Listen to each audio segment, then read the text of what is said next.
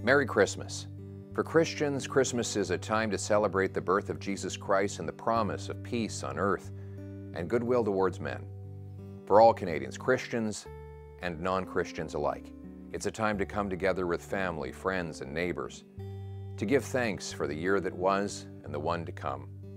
But as we enjoy a moment of light in the long Canadian winter, I'd particularly like to thank those for whom Christmas is yet another workday, and often a difficult one. The nurses, doctors, and first responders who are on call every day, even holidays. The small business owners who are there to provide whatever it takes to get us through the pre-Christmas rush.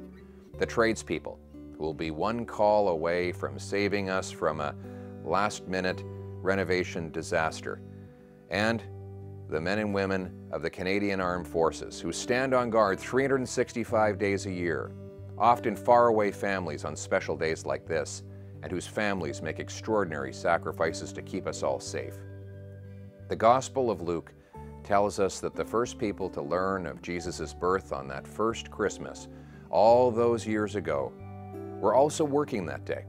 It says that, and I quote, "There were in the same country shepherds abiding in the fields, keeping watch over their flock by night." How extraordinary to think that the greatest news of the Christian faith was delivered first not to the rich and powerful, but to the most humble, who just happened to be working nearby on that cold night.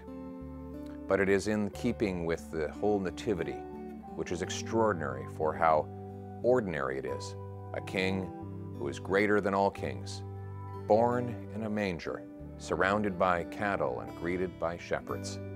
It is a story that upends all expectations and reminds us that Christmas has a message of hope and fulfillment and a promise for all of us equally.